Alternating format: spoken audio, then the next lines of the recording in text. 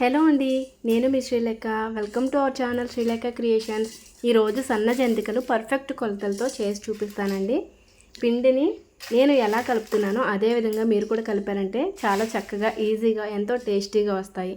నా ఛానల్ని first time చూస్తున్నట్లయితే వెంటనే సబ్స్క్రైబ్ చేసుకోండి. అలాగే అందరూ కూడా లైక్ చేసి సపోర్ట్ చేయండి. నేను ఈ బౌల్తో కొలత తీసుకుంటున్నానండి. ఇదిగోండి, ఏ గిన్నెతో కొలత తీసుకుంటే ఆ గిన్నెతో అనమాట.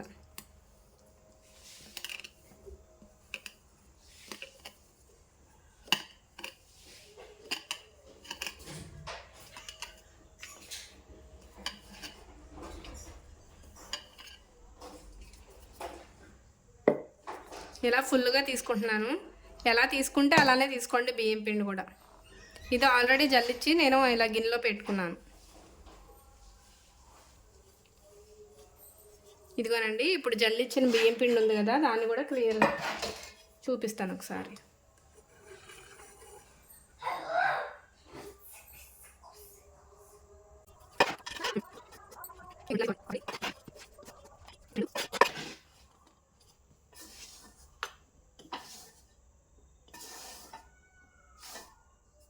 ఇదిగోండి 3.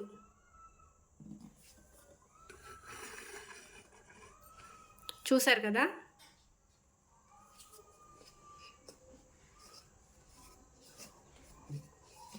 ఇంకా ఇదంతా కూడా ఒకసారి కలుపుకుందామండి.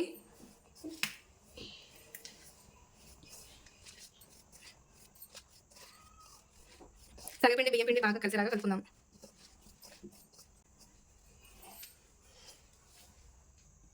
రెండు స్పూన్లు నెయ్యి వేసుకుంటున్నాను. ఇదిగోండి, నెయ్యి లేకుంటే ఆయిల్ అయినా వేసుకోవచ్చు.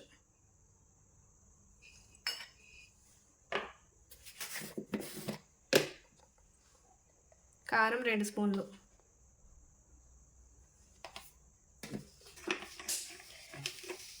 ఉప్పు రుచికి సరిపోయేంత.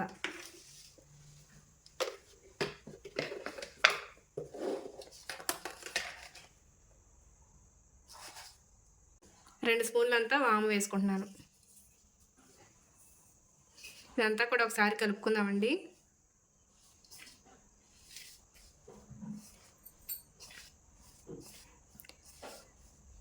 పెద్దగా ఉండే హోల్స్ అయితే పర్వాలేదు. ఇదిగోండి, నాదైతే బాగా సన్నదండి. ఇదిగోండి, చూస్తున్నారు కదా. దీనిలో నువ్వులు బయటికి రావు, సో అందుకని వేయట్లేదు. మీకు కావాలనుకుంటే వేసుకోండి, ఆప్షనల్ అనమాట. ఇప్పుడు వేడి నీళ్ళు కొంచెం కొంచెంగా పోసుకుంటూ కలుపుకోవాలి.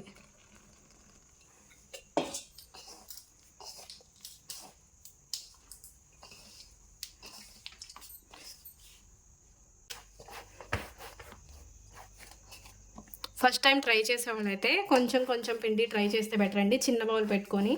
ఎందుకంటే కలిపేటప్పుడు కొంచెం కష్టంగా ఉంటుంది. చూసారు కదా, ఇలా చపాతీ ముద్దలా కలుపుకోవాలి. గట్టిగా కాకుండా, లూజ్గా కాకుండా. ఇదిగోండి, మనం గిన్నెలో వేసుకునేలా ఉండాలి.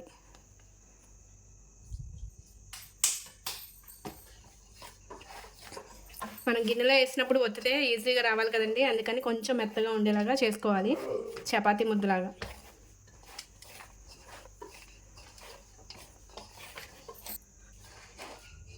ఇలా ఉండాలి పిండి, మన చేతికి కూడా అంటకుండా. మనం చపాతీ పిండి ఎలా కలుపుకుంటామో సేమ్ అలానేనండి. మరి గట్టిగా కాకుండా కొంచెం మెత్తగా కలుపుకోవాలి, అంతే. నేను ఆయిల్ని అయితే కొంచెం తక్కువగానే తీసుకొని చేస్తున్నానండి. ఎందుకంటే ఒకసారి హీట్ చేసిన ఆయిల్ మళ్ళీ రీయూజ్ చేయకూడదు కాబట్టి కొంచెం తక్కువ చేసుకొని చేస్తున్నాను.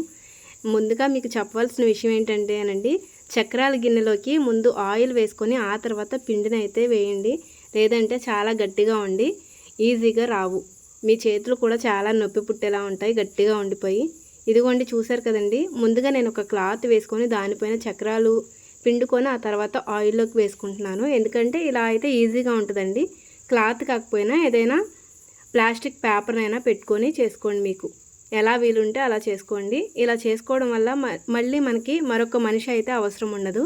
సింగిల్గా మనము చేసేసుకోవచ్చు, సింగిల్ హ్యాండ్ గణేష్ అన్నట్టు. చూస్తున్నారు కదండి. నేను ఆయిల్ అప్లై చేసేదైతే వీడియో లేదండి, ఎందుకంటే మా పెద్ద పాప వీడియో తీస్తుంది, తను షూట్ చేస్తుంది అనుకొని నేను ఫస్ట్గా చెప్పేశాను. ఇంకా తర్వాత నుంచి అయితే ఇదిగోనండి, ఈ వీడియో అయితే ఉంది. మీరు అర్థం చేసుకోగలరని అనుకుంటున్నాను.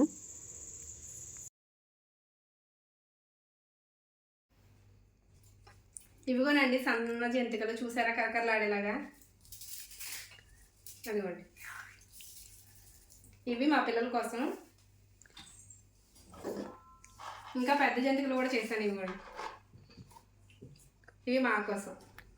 చూసారు కదా, ఆ వీడియో మీ అందరికీ నచ్చినట్లయితే లైక్ చేసి, షేర్ చేసి, సబ్స్క్రైబ్ చేసి నా ఛానల్ని సపోర్ట్ చేయండి. Please do like. మరో మంచి వీడియోతో మళ్ళీ కలుసుకుందాం.